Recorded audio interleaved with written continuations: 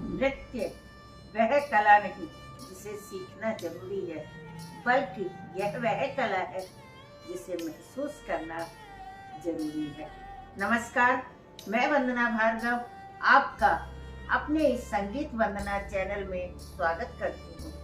दोस्तों, मेरे वीडियो का विषय है कथक नृत्य में नवीन प्रयोग। दोस्तों, वीडियो शुरू करने से पहले आपसे अनुरोध है कि यदि आपने मेरा चैनल अभी तक सब्सक्राइब नहीं किया है तो जल्दी से सब्सक्राइब करें और इसे दूसरों को भी शेयर करें जो कथक सीख रहे हैं या कथक विषय की परीक्षा दे रहे हैं या कथक के बारे में जानना चाहते हैं, ताकि यह उन तक पहुंच सके। विशारद, प्रभाकर, भास्कर, प्रवीण, BA, MA और इसी के समकक्ष परीक्षा देने वाले विद्यार्थियों से कहना चाहूंगी कि यदि उन्हें कोई टॉपिक नहीं मिल रहा है तो मुझसे ऑनलाइन क्लास कर सकते हैं। यदि मुझे उस टॉपिक की जानकारी होगी तो मैं उसे बताने का प्रयास अवश्य करूंगी। आइए अब हम अपने वीडियो की तरफ चलते हैं। कथक नृत्य में नवीन प्रयोग। हमारा जीवन जिस तरह केवल वर्तमान में ही पूर्ण नहीं हो जाता, यह भूतकाल से भी जुड़ा रहता है और एवं भविष्य की आहट भी यहाँ दस्तक देती है। कथक नृत्य तथा समस्त कलाएं भी इसी तरह परंपरा, प्रयोग तथा संभावनाओं की संपदा के लिए विकसित होती है। कला की अटूट परंपराओं की कड़ियां जहाँ खत्म होती है, वहीं कुछ नई संभावनाओं की कड़ियां भी खुलती हैं और प्रयोग इन दोनों कड़ियों को जोड़ते हैं। प्रयोग वस्तुतः कला की सृजन सक्रियता है जो इसे परंपरा से कुछ अलग कर दिखाने को मजबूर करता है। कला हमेशा कल, आज और कल की श्वास से लेती हुई भी हमारी संस्कृति को राग तथा रस से संवेदनशील बनाती रही है। यदि कला का कल खत्म हो जाए तो आज उसे परख नहीं पाएगा और कल के लिए नव सृजन की संभावनाएं भी समाप्त हो जाएंगी। परंपरा, प्रयोग तथा संभावनाओं का यह सिलसिला गति पर ही निर्भर है। गति हमारी नियति है। परंपरा और नवीन प्रयोग दोनों एक दूसरे के विरोधी नहीं है, बल्कि जो हम आज कर रहे हैं वही कल परंपरा बनेगा। विकास का महत्वपूर्ण सिद्धांत ही विभिन्नताओं और एकीकरण पर टिका है। हम सभी का दायरा परंपरा निर्मिति में एक भूमिका होती है। नृत्य कला या कोई भी कला का एक प्राणवान स्वरूप होता है। अगर हम नवाचार से नहीं जुड़ेंगे तो कला की मौत हो जाएगी। रचना धर्मी कला का तो कोई अंत ही नहीं होता।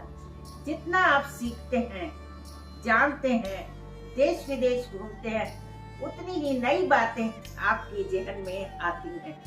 आप क्षितिज के जितना करीब जाने का प्रयास करते हैं, आपको वह और ज्यादा विस्तृत रूप में दिखता है। कलाकार की मस्तिष्क की क्षमता के कारण यदि मानवीय संस्कृति की लोक कलाओं से चलकर आज शास्त्रीय कलाओं के रूप में प्रतिष्ठित है, एक तरह से यह परंपरा का प्रयोग गुजरते हुए नई संभावनाओं की भी प्रस्तुति है, जो लोक कलाओं के बाद शास्त्रीय कलाओं का जन्म हुआ। शास्त्रीय कला चाहे कितना ही संभावनाओं को पार करती रही हो, तन, मन तथा आत्मा के तृप्ति के आनंददायक को ही इसने पाना चाहा है। समस्त शास्त्रीय नृत्य कलाओं के लिए भी यही बात कही जा सकती है। समस्त कलाएं हमारे जीवन का स्थायी भाव है। यही कारण है कि कलाओं की परंपरा समाप्त नहीं हुई है एवं संभावनाएं हमेशा सुंदर से सुंदरतम रूप लेती रही।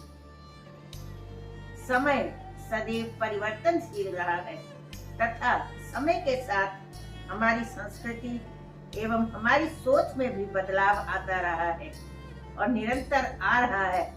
इसी सोच एवं बदलाव का प्रभाव अन्य ललित कलाओं के साथ कथक नृत्य पर भी पड़ रहा है। कथक नृत्य की अपनी एक अलग परंपरा है, परंतु प्राचीन काल से आज के युग तक इस पर कई नए प्रयोग हो रहे हैं। उनके बारे में मैं आगे आने वाली वीडियोस में बताऊंगी। इन प्रयोगों को मैंने 3 भागों में विभाजित किया है: प्राचीन काल, मध्यकाल और आधुनिक काल। इन कालों में जो कथक नृत्य के लिए प्रयोग हुए हैं या हो रहे हैं उनके बारे में बताऊंगी। कथक की पारंपरिक दुनिया में प्रयोग धर्मिता को कोई बहुत बड़ी सहमति नहीं मिल गई है। आज भी इन नवाचारों को कथक से बाहर की वस्तु की तरह देखा जाता है और कथक के रूप में विकृत होने की बात कही जाती है। शुद्धता या प्रयोग धर्मिता के बीच एक बहस कथक समाज में चल रही है। केवल 3 अक्षर के छोटे से शब्द प्रयोग में ना जाने कलाकारों के लिए कितनी संभावनाएं छुपी हैं, जो आज तक कलाकारों ने की हैं और निरंतर करते रहेंगे। मेरे शब्दों में वास्तव में खींची हुई लकीर पर चलने की अपेक्षा एक नई लकीर खींचना कलाकार का उद्देश्य होना चाहिए। अब मैं अपने शब्दों को यही समाप्त करती हूँ। दोस्तों, यदि आपको नृत्य के बारे में जानकारी चाहिए तो मैंने अपनी पुस्तक का लिंक डिस्क्रिप्शन में दिया हुआ है। आपको पुस्तक लेनी हो तो दिए गए नंबर पर मुझसे संपर्क कर सकते हैं। आपके कमेंट का मुझे इंतजार रहेगा। अंत में, यदि आपको मेरा यह वीडियो पसंद आया हो तो लाइक और शेयर जरूर करें और जिन्होंने मेरे चैनल को अभी तक सब्सक्राइब नहीं किया है वह सब्सक्राइब करना ना भूलें और बेल आइकन को प्रेस करें। धन्यवाद।